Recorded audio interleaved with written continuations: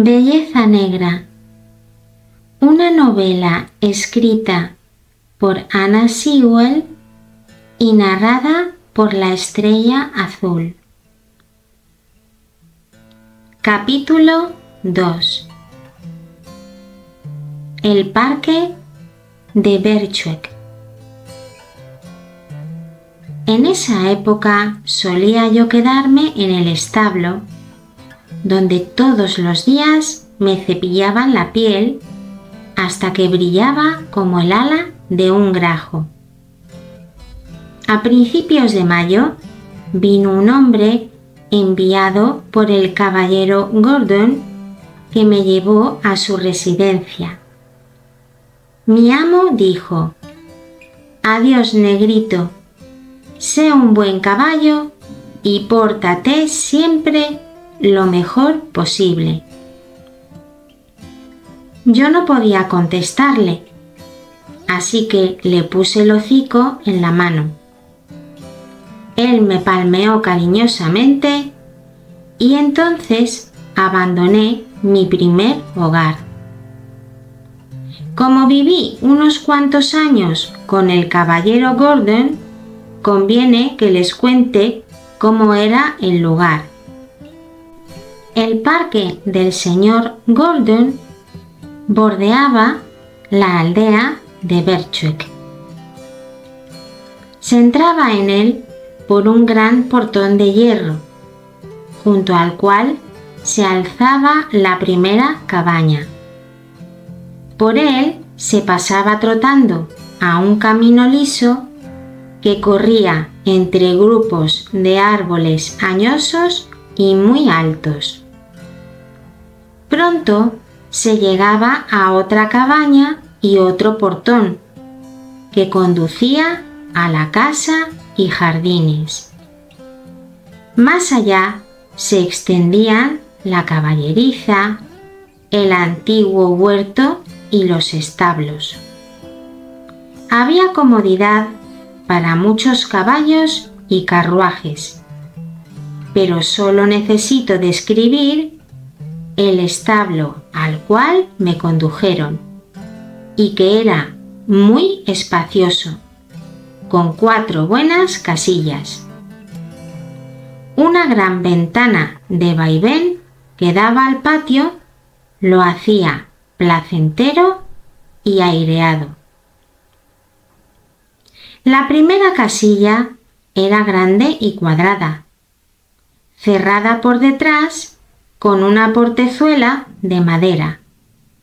Las demás eran comunes, buenas, pero no tan espaciosas ni mucho menos. La mía estaba provista de una ringlera baja para el heno y un pesebre bajo para maíz. Se la llamaba casilla libre porque al caballo alojado en ella no se lo ataba, sino que quedaba libre para hacer lo que quisiera. Tener casilla libre es una gran cosa. A ese hermoso recinto, limpio, suave y aireado, me condujo el lacayo. Yo no conocía sitio mejor que aquel, cuyos costados no eran tan altos que no me permitieran ver por entre los rieles de hierro de encina todo lo que pasaba. Ese hombre me ofreció una avena muy sabrosa, me palmeó, me habló bondadosamente y se marchó. Una vez que comí maíz, miré a mi alrededor. La casilla contigua estaba ocupada por un pony pequeño, obeso y gris, de cola y crin espesas, cabeza muy linda y hermoso hocico. Pasé la cabeza por entre las rejas de hierro para decirle: «¿Cómo te va? ¿Cómo te llamas?».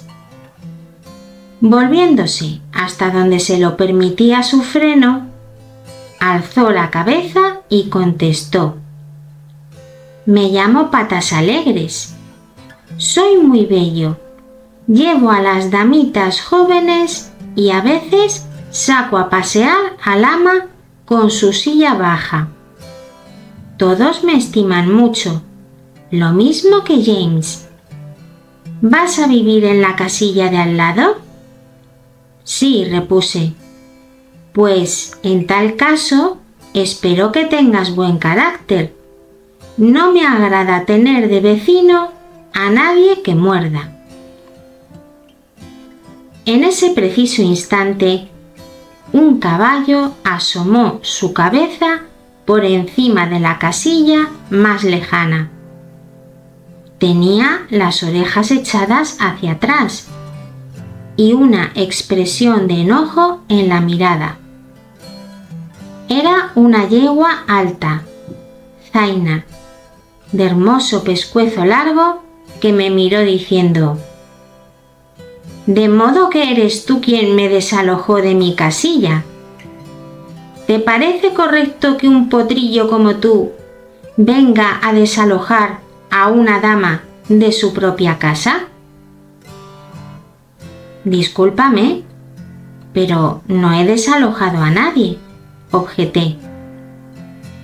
«El hombre que me trajo me puso aquí sin que yo tuviera ninguna intervención en ello. En cuanto a eso de potrillo, ya he cumplido 4 años y soy un caballo adulto. Jamás he discutido con caballo ni yegua alguna, y solo deseo vivir en paz».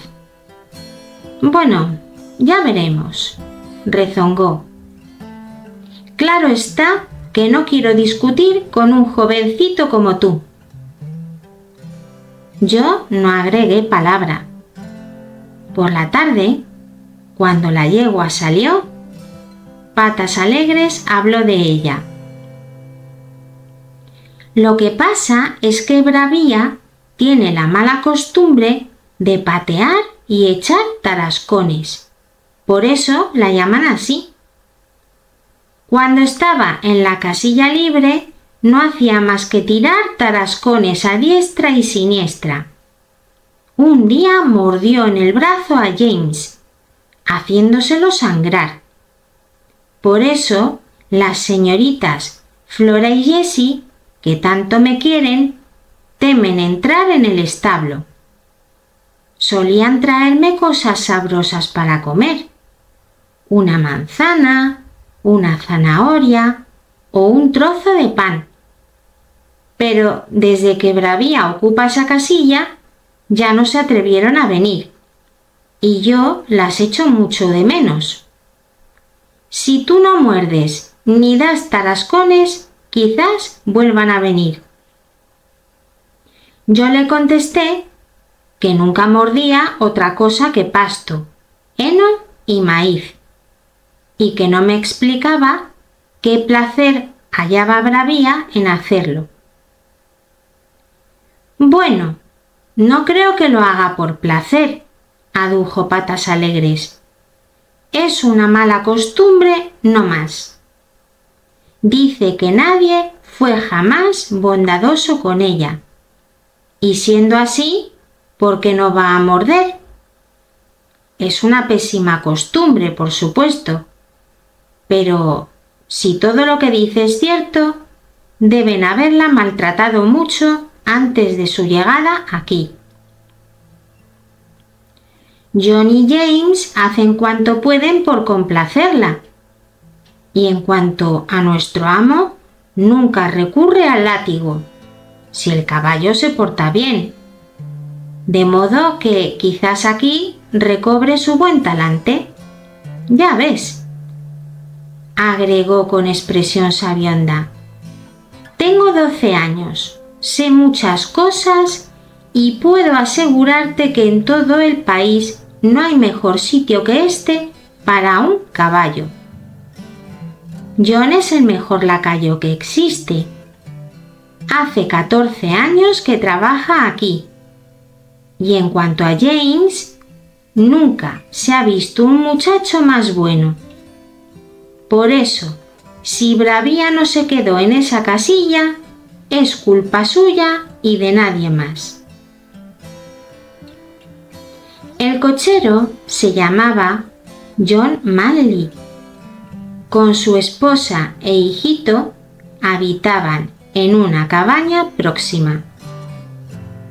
Al día siguiente me llevó al patio donde me aseó bien.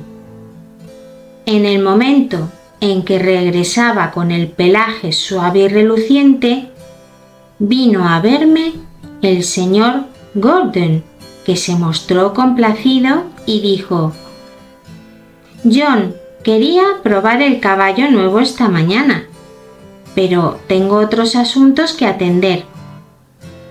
¿Por qué no te lo llevas a dar una vuelta después del desayuno? Vayan por el Prado Común y por Highway y vuelvan por el molino y el río. Así conocerá el trayecto». «Muy bien, señor», contestó John. Después del desayuno, volvió y me puso una brida, cuidándose bien de pasar las correas, de modo que me ciñeran la cabeza cómodamente.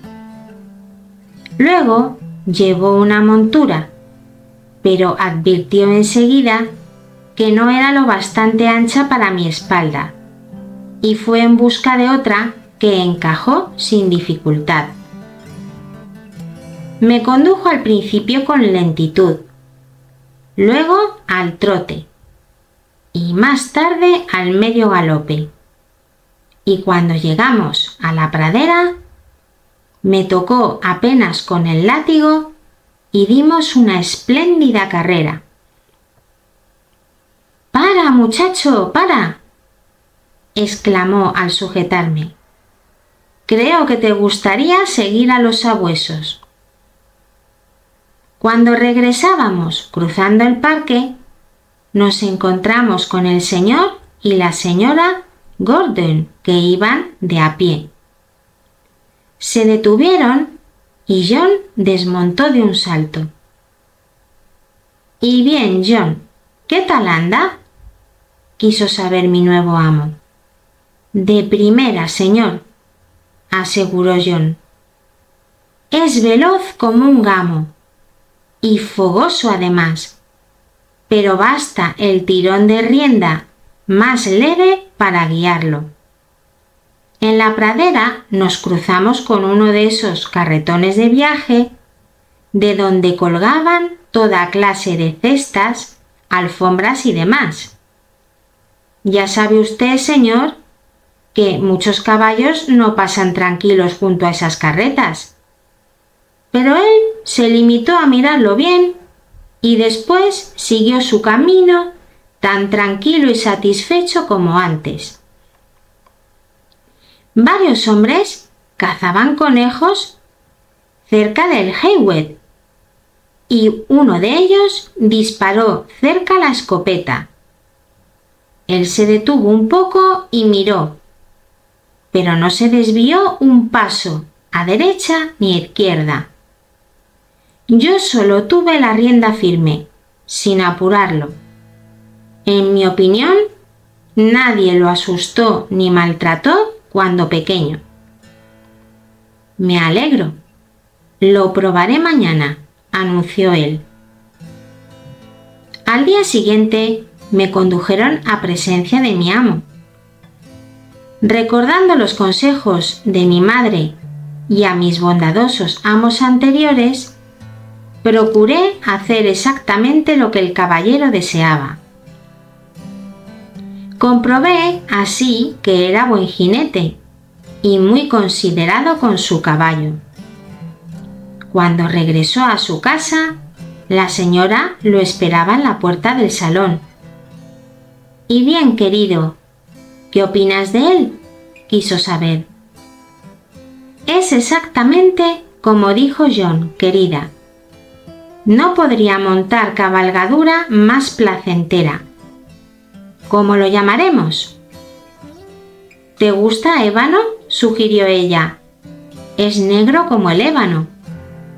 No, ébano no. ¿O mirlo, como al caballo que tenía tu tío?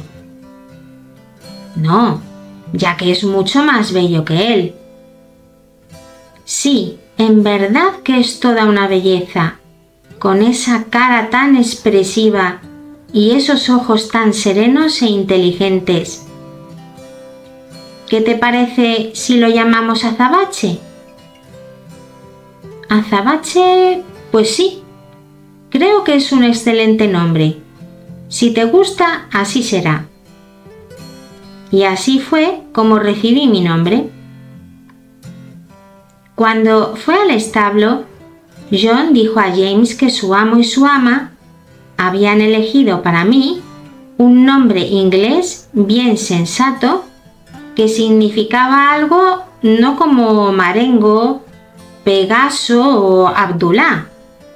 Los dos rieron y James agregó: si no fuera por no recordar el pasado, lo habrían llamado Rob Roy, ya que nunca vi dos caballos más parecidos.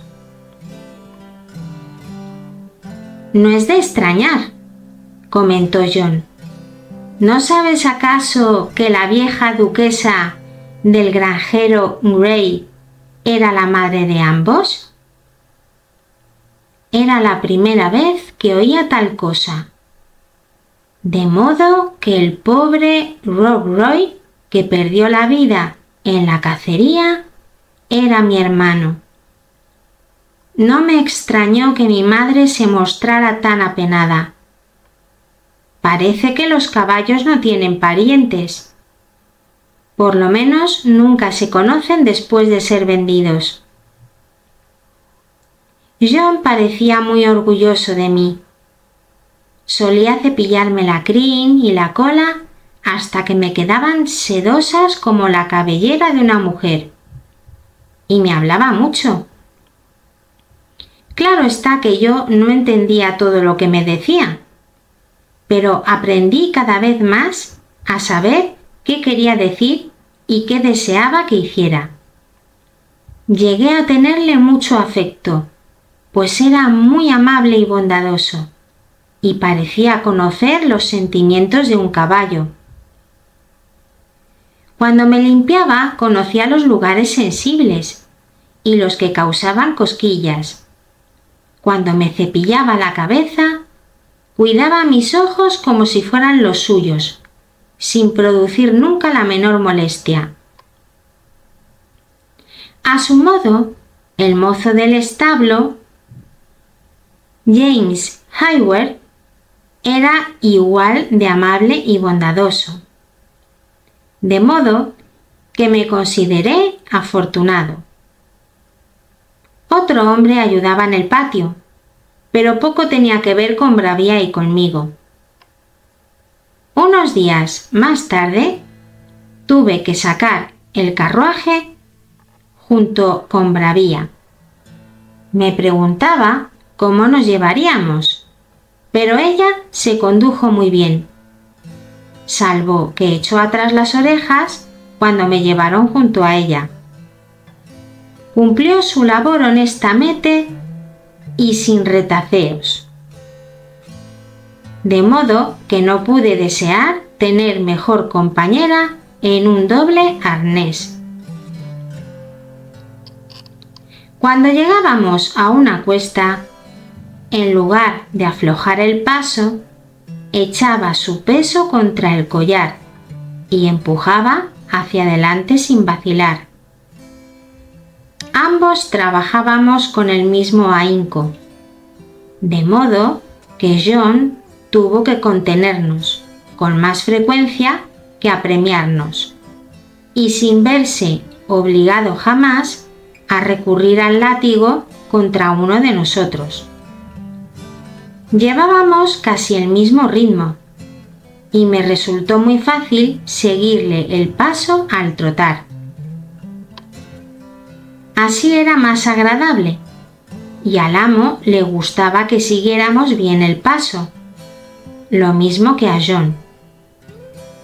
Una vez que salimos juntos 2 o 3 veces, nos hicimos muy amigos, lo cual me hizo sentir como en mi casa. En cuanto a Patas Alegres, no tardamos en llegar a ser grandes amigos. Tan alegre, animoso y bonachón era que todos lo tenían como favorito, especialmente la señorita Jessie y la señorita Flora, quienes solían pasear con él por el huerto y divertirse jugando con él y con su perrito Juguetón.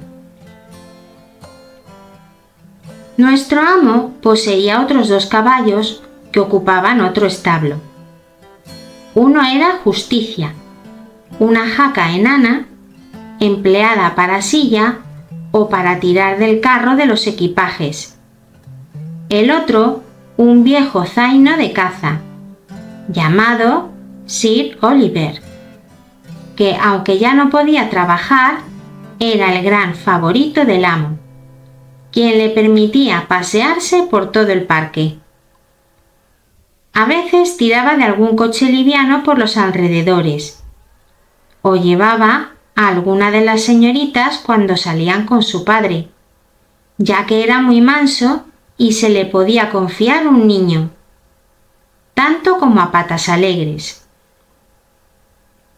En cuanto a la jaca, era un caballo vigoroso, bien plantado y tranquilo, con quien solía conversar en el cercado, aunque claro está que no llegué a intimar tanto con él como con Bravía, que compartía el mismo establo conmigo.